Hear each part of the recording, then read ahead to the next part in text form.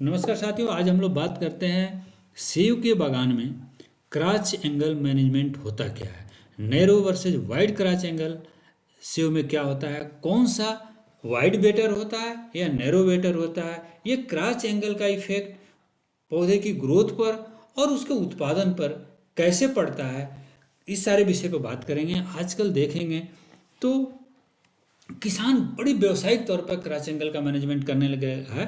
पहले ये बात समझने का प्रयास करते हैं कि क्रॉस एंगल होता क्या है। तो आप देखें तो क्रॉस एंगल होता क्या है। जब भी एक सेब का प्लांट है तो एक मेन ट्रंक हो गया, एक मेन ट्रंक होगा और दूसरा उसकी साइड ब्रांच होगी, जिसको आप मेन ट्रंक को लीडर कहते हो और दूसरे को लेटरल कहते हो। तो ये हो गई लीडर और ये हो गया लेटरल। तो आप देखें तो इन दोनों के बीच में जो एंगल बनता है, कोण बनता है, इसको कहते हैं क्रॉस एंगल।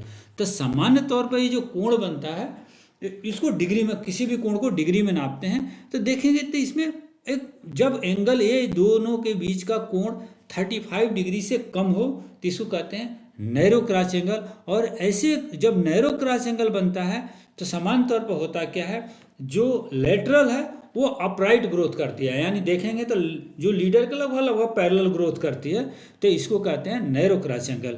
दूसरा हो गया वाइड क्रॉस एंगल। ये हो गया, देखिए आपका ये हो गया लीडर, ये हो गया लेटरल, और देखिए तो इनके बीच का हो गया ये एंगल। ये एंगल देखिए कितना ज़्यादा है, इसको कहते हैं स्ट्रॉन्ग क्रॉस एंगल, यानी वाइड क्रॉस एंगल 45 से 60, 65, इवन 70 तक जा सकता है, लेकिन 60 तक गया तो बहुत अच्छा है। तो इसको वाइड क्रॉस एंगल में क्या होती है, जो लेटरल होती है वो मॉडरेट से लेकर वाइडली आउटवर्ड स्प्रेड करती है। तो इस तरह से जब क्रॉस एंगल नीचे बाहर की तरफ ग्रोथ करे तो वाइड क्रॉस एंगल है, और अपराइट ग्रोथ करे तो नैरो क्रॉस एंगल है। अब ये जो क्रॉस एंगल है, देखिए आप इस वीडियो में भी अगर आप देखें तो देखिए इस फोटो को आप देखिए तो ये हो गई आपका। तो देखिए अगर इस हम वीडियो में ही देखें तो ये जो देखिए ये टानी, ये हो गई लीडर, ये हो गई लेटरल, तो ये सारे क्रॉस एंगल है। आप यहीं पर देखिए तो इसकी क्रॉस एंगल थोड़ा बेटर है एज कंपेरिजन टू इसकी, इस वाले हिस्से की। तो ये जो क्रॉस एंगल है, इस क्रॉस एंगल का मैनेजमेंट आजकल की डेट में किसान बहुत ज़्यादा करने लग गए हैं। और ये मैंने प्रैक्टिकली एक आर्चर्ड में अभी 2 दिन पहले गया था, और आजकल देखे होंगे हाई डेंसिटी आर्चर्ड लग रहा है, क्लोनर रूट स्टॉक पर प्लांट लग रहे हैं, इस पर वैरायटी लग रही है। 1 हेक्टेयर बाग को लगाने में लाखों रुपये लग रहे हैं, 30 से 40 लाख रुपये लग रहे हैं। तो जब इतनी ज़्यादा पैसा किसान लगा रहा है तो उसको इच्छा है कि ज़्यादा से ज़्यादा उत्पादन हो, जल्दी हो, रेगुलर हो, बेस्ट क्वालिटी का हो, और 100% पेड़ का क्रॉस एंगल मैनेजमेंट मैंने 2 दिन पहले आर्चर्ड में देखा था। तब मुझे लगा कि चलिए आपके साथ ये विषय बात करते हैं। तो आपने देख लिया ये हुआ क्रॉस एंगल। अब बात करते हैं कि यदि नैरो क्रॉच एंगल है, वाइड क्रॉच एंगल है, ये इसकी सच कोई साइंटिफिक बैकग्राउंड है या किसान का एक अपना परसेप्शन है। पहले नैरो क्रॉच एंगल जब आप देखते, मैंने पहले बात किया, जब क्रॉच एंगल नैरो है यानी 35 डिग्री से कम हो तो उसमें ब्रांचेज कैसी होगी, अपराइट ब्रांच होगी। अपराइट ब्रांच जब जब भी होती है उसमें एपिकल डोमिनेंस होता है।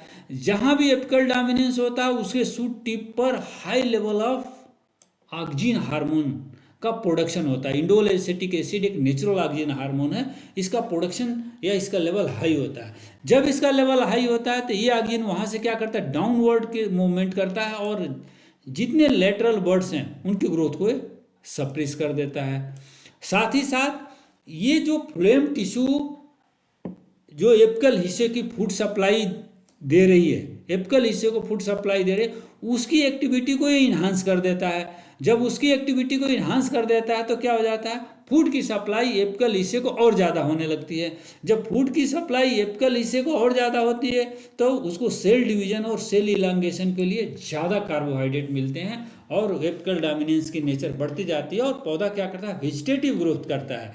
तो जब भी नैरो क्रॉस एंगल होगा तो क्या होगा, ज़्यादा वेजिटेटिव ग्रोथ होगी, लेस फ्लावरिंग होगी, लेस फ्रूटिंग होगी, इरेगुलर बियरिंग होगी। तो इस नाते किसान नैरो क्रॉच एंगल पसंद नहीं करता है, न करना चाहिए कमर्शियल हॉर्टिकल्चर के लिए। तो अब बात समझ में आ गई कि wide क्रॉच angle is always better than the narrow क्रॉच angle for the commercial production.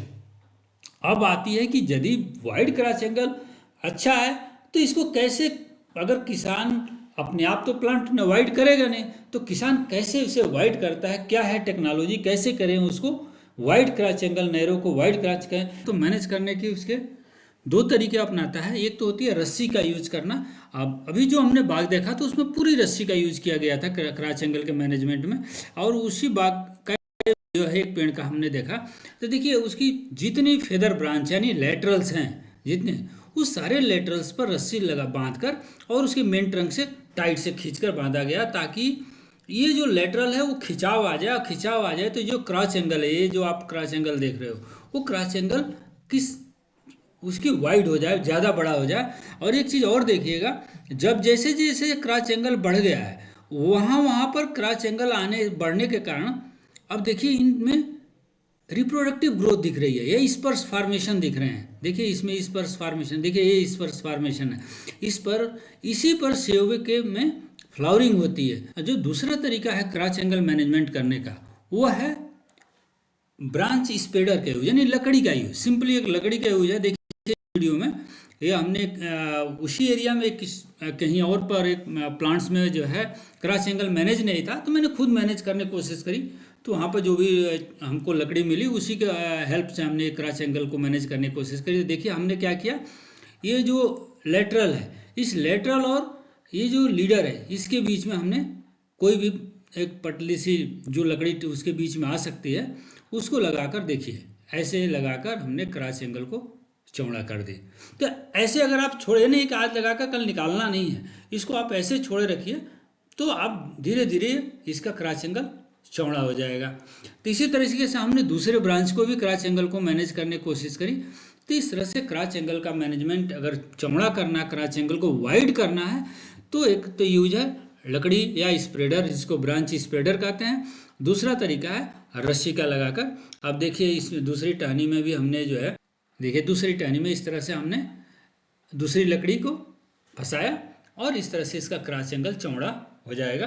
तो क्रॉच एंगल चौड़ा करने के दो तरीके हमने आपको बताई, इसके थ्रू किसान क्रॉच एंगल मैनेज कर सकते हैं। अब हम बात करते हैं क्रॉच एंगल के वाइड होने के क्या बेनिफिट है, किसान क्यों इतनी अपना टाइम और अपना पैसा लगाता है क्रॉच एंगल को चौड़ा करने में। तो देखिए इसकी सिग्निफिकेंस को देखें तो अल्टीमेटली इससे क्या होगा, बेटर यील्ड मिलती है और बेटर क्वालिटी मिलती है। ऐसा होता क्यों? पहला, स्ट्रक्चरल स्ट्रेंथ। जब क्रॉच एंगल चौड़ा होता है तो स्ट्रक्चरल स्ट्रेंथ मिलती है, यानी वाइड क्रॉच एंगल के जो ब्रांच लेटरल है वो अपने लीडर के साथ उसका यूनियन बहुत स्ट्रांग होता है। और जब यूनियन स्ट्रांग होता है तो जब भी हैवी फ्रूटिंग होती है या बहुत हैवी क्या कह सकते हैं हवाएं बहुत तेज चल रही हों, तो इसे टूटने की संभावना नहीं होती है, क्योंकि इसमें स्ट्रक्चरल स्ट्रेंथ ज़्यादा होती है। जब नैरो क्रॉच एंगल होता है तो प्रॉब्लम क्या होती है, इसमें इसका यूनियन वीक होता है, क्योंकि इसका जो लीडर और लेटरल के जो जॉइंट्स है वहाँ पर उसकी बार्क बीच में आ जाती है। इसको कहते हैं बार्क इंक्लूजन। इसमें बार्क इंक्लूजन की समस्या हो जाती है, और ये वीक यूनियन के कारण जब भी कभी हैवी फ्रूटिंग होती है या तेज़ हवाएं चलती हैं, तो तेज़ हवाएं चलने के कारण इसमें ब्रेकेज ऑफ क्या हो सकती है, ब्रांचेज की समस्या, यानी ब्रांचेज टूटने की समस्या हो सकती है। तो इस तरह से स्ट्रक्चरल स्ट्रेंथ वाइड क्रॉच एंगल में ज़्यादा होती है। दूसरा बेनिफिट क्या है, जब भी क्रॉच एंगल वाइड होता है तो इस ओपन आर्किटेक्ट प्लांट की जो आर्किटेक्चर है ओपन होने के कारण उसमें लाइट का डिस्ट्रीब्यूशन बहुत प्रॉपर होता है। लाइट का डिस्ट्रीब्यूशन बहुत प्रॉपर होता है, उसमें एयर का सर्कुलेशन बहुत प्रॉपर होता है। अब लाइट का अगर ब्रांचेज आउटवर्ड ग्रोथ की हुई है, ओपन कैनोपी है, तो जब लाइट का पेनिट्रेशन बहुत अच्छा होगा तो क्या होगा, हम ज़्यादातर लीव्स के पास लाइट पहुंचेगी तो फोटोसिंथेटिक इफिशियंसी लीव्स की बढ़ जाएगी। जब फोटोसिंथेटिक इफिशियंसी बढ़ जाएगी तो प्लांट्स को ज़्यादा फूड मिलेगा। जब लाइट सूर्य की रोशनी हर फ्रूट्स के पास पहुंचेगा तो आपको पता है कि जितनी अच्छी सूर्य की रोशनी होगी फ्रूट्स का कलर डेवलपमेंट उतनी अच्छी होगी, और जितनी सूर्य की रोशनी अच्छी अंदर की तरफ पहुंचेगी टीएसएस टोटल सॉल्युबल सॉलिड भी ज़्यादा होगा, और जब ज़्यादा टीएसएस होगा तो यानी फ्रूट की क्वालिटी इंप्रूव हो जाएगी। ओपन कैनोपी में एयर का सर्कुलेशन बेटर होगा, तो जो इनर विदिन जो ट्री के जो कैनोपी है उसके भीतर जो ह्यूमिडिटी बढ़ जाती है वो घट जाएगी। और ह्यूमिडिटी जब भी घट जाती है तो फंगल डिजीज का इन्फेक्शन कम हो जाता है, अर्थात ये कह सकते हैं एप्पल स्केब और पाउडरी मिल्ड्यू जैसे बीमारियों का संक्रमण बहुत कम होगा। तो देखिए कैनोपी मैनेजमेंट यानी सिंपल क्रॉस एंगल मैनेजमेंट के बेनिफिट। अब तीसरी बातें आती है कि बैलेंस ग्रोथ। देखिए प्लांट को वेजिटेटिव ग्रोथ भी चाहिए लेकिन फ्रूट्स तो चाहिए ही चाहिए। तो यानी वेजिटेटिव और रिप्रोडक्टिव ग्रोथ के बीच में बैलेंस क्रिएट कर देता है। जब भी हम बात करें कि नैरो क्रॉस एंगल होगा तो क्या होगा, वेजिटेटिव ग्रोथ ज़्यादा होगी। जब वाइड क्रॉस एंगल होगा तो ये एपिकल डोमिनेंस रिड्यूस हो जाएगा। जब एपिकल डोमिनेंस रिड्यूस हो जाएगा तो क्या प्रमोट करेगा, फ्लावर बर्ड फॉर्मेशन को प्रमोट करेगा। और जब फ्लावर बर्ड फॉर्मेशन होगा तो फ्लावरिंग होगी, रेगुलर बियरिंग होगी, फिर अच्छी फ्रूटिंग होगी और अच्छा कलर डेवलपमेंट और क्वालिटी होगा। इस सारे को मैनेज करने के लिए आपको कुछ ऑर्चर्ड मैनेजमेंट के प्रैक्टिसेस करने पड़ते हैं। टाइम टू टाइम आपको स्प्रे करने होते हैं। अब स्प्रे करना है, अगर डेंस ब्रांच है तो स्प्रे आप बाहर करोगे, अंदर के लीव्स की तरफ जाएगी नहीं, अंदर ब्रांचेस जाएगी नहीं। तो ओपन कैनोपी जब होती है, वाइड क्रॉस एंगल होता है तो उसमें बेटर स्प्रेइंग होती है। प्रूनिंग और थिनिंग जैसे कुछ ऑपरेशंस आप यदि करना चाहते हो तो इजीली आप परफॉर्म कर सकते हो। तो ये तो इसके बेनिफिट रहे वाइड क्रॉस एंगल का। अब आती है कि वाइड क्रॉस एंगल कि ये जो फायदे हैं इसके पीछे कोई साइंटिफिक बैकग्राउंड क्या है। देखिए स्ट्रक्चरल, हमने कहा कि इसके दो थ्योरी है, एक तो स्ट्रक्चरल बेनिफिट, एक फिजियोलॉजिकल बेनिफिट। तो स्ट्रक्चरल बेनिफिट के कारण क्या हुआ, स्ट्रक्चरल बेनिफिट के कारण लाइट अच्छी आई, एयर का सर्कुलेशन अच्छा आया। लेकिन फिजियोलॉजिकल बेनिफिट क्या, उसके पीछे क्या रीजन है, तो हमने आपसे बताया कि जब भी वाइड क्रॉस एंगल होता है तो उसमें क्या होगा, एपिकल डोमिनेंस रिड्यूस हो जाएगी।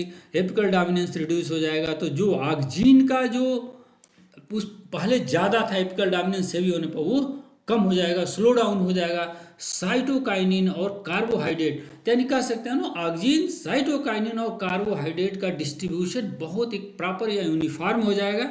जब इन तीनों का डिस्ट्रीब्यूशन यूनिफॉर्म हो जाएगा तो क्या होगा, ये जो पहले कार्बोहाइड्रेट का एक्युमुलेशन सीधे एपिकल हिस्से में जा रहा था वो कार्बोहाइड्रेट फ्रूटिंग जोन के आसपास चला जाएगा।